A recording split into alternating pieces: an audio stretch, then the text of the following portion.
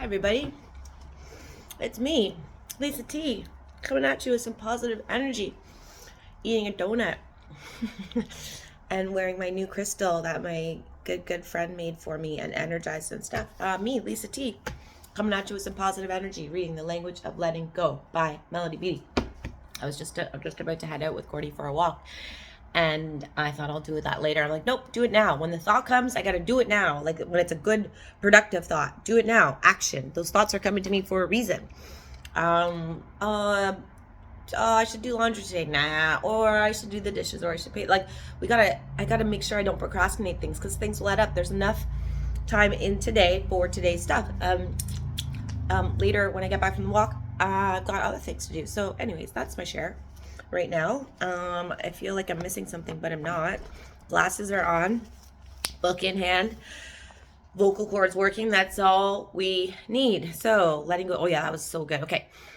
October 16th, being honest with ourselves. Ooh, this is a good one. I was talking to two different female friends this in the last 48 hours maybe, and this came up twice. I was like, being honest with ourselves. And I remember it was just like 3.5, 4 years ago. No, 3.5, 4 years ago. And I was with someone, I was like, oh my God, I'm not being honest with myself. I like to be super honest. I like to think of myself as an honest person. And, you know, if I'm lying to myself, then I'm lying to someone else. If I tell myself, it's okay, that doesn't bother me, and it actually does, I'm lying to myself and them. It's a double whammy. So we got to get really good with being honest with ourselves, but that takes time, because that's okay, it doesn't bother me was a coping mechanism, a survival mechanism from my childhood, because I didn't have the ability to make choices, like I'm gonna leave this situation. I didn't have the ability to, I didn't know there was options. There was only one option. I had to live in that house. I had to stay where I was a child. So I developed a coping mechanism that was like, nah, that's okay, you know what, it doesn't bother me. It was more painful for me to have needs and them not be met than it was to have no needs. So me going, nah, it's okay, it doesn't bother me.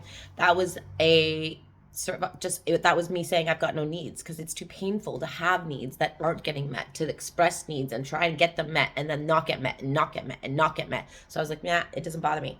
So now I'm still learning to undo that. That was years. It was implanted in me, and then it went into my 20s and my 30s. I got into brutal relationships, and because I had convinced myself that nothing bothered me, because so many times I'm like, well, it's okay, it's fine. I'd said that so many times it became a belief that no, that's fine, it doesn't bother me, I handle it. No. And it was not the truth, but it was a belief.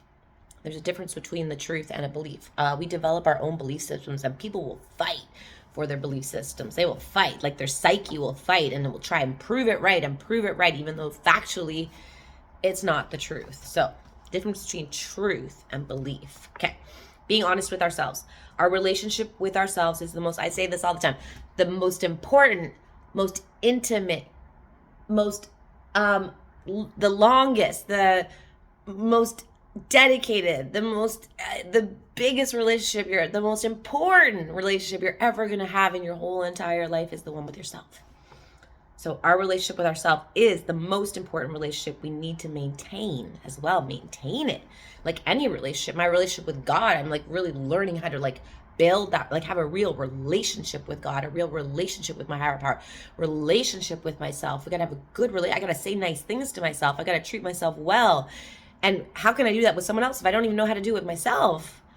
We think we're doing it, but there's stuff going on underneath the surface that we're not even aware of until we start to look.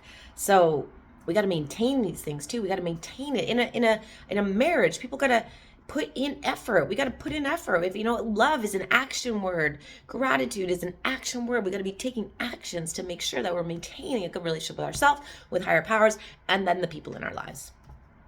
Or higher power self, then people in our lives. Higher power self, kind of one and the same once you get there. Anyways, okay. So our relationship with ourselves is the most important relationship we need to maintain. The quality of that relationship will determine the quality of our other relationships. You can't give away what you don't have. If you don't know how to treat this well, if you don't know how to forgive this, if you don't know how to Say you're sorry to this. If you don't know how to let bygones be bygones with this, if you don't know how to care for this and be gentle with this and be kind, all that thing with this self, how can you do that with someone else genuinely, you know? So what we do here is what's going to go out there. Okay. When we tell ourselves how we feel, we accept our feelings. We can tell others. When we can tell ourselves how we feel and accept our feelings, then we can tell others. We need to be able to accept our own feelings and tell ourselves how we feel. How do I feel in this moment? Okay, so that's learning to learn, how do I actually feel in this moment? What is this feeling? And then we can share it with others. We can accept what we want and need.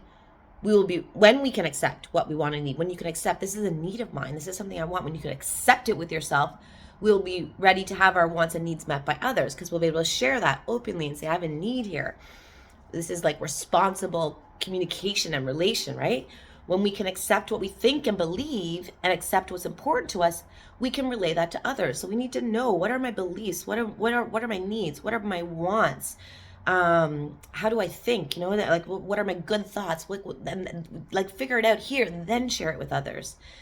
When we learn to take ourselves seriously, others will too. We teach people how to treat us. So if you treat yourself like shit, get ready. You know what comes next, right? So when we learn to take care of ourselves seriously, others will too. When we learn to chuckle at ourselves, you've got to learn to laugh it off at some point. You know, not take ourselves so seriously. When we can learn to chuckle at ourselves, we will be ready to laugh with others, at ourselves and other things. When we have learned to trust ourselves, we will be trustworthy and ready to trust. You got to trust yourself so you can trust somebody else, and others need to earn your trust. I used to just give my trust away. People need to earn the trust. When we have learned to trust ourselves, we will be trustworthy and ready to trust. When we can be grateful for who we are, we will have achieved self-love. Grateful for who you are. Wish I could feel, that's going to be cool. I'm not there yet. I still have my ups and downs, and those negative beliefs sometimes sink in. They don't stick like they used to, but really grateful. Like, I have gratitude for things in my life, but I don't have a big gratitude for who I am, but I'm getting there. Work in progress. When we have achieved self-love and accepting our wants and needs, we will be ready to give and receive love. Give and receive. I definitely have a challenge receiving love, because I don't know how to fully love myself. I don't know how to fully accept myself. So when I can do that, then I'll be able to receive love from others, because I'll know it to be true.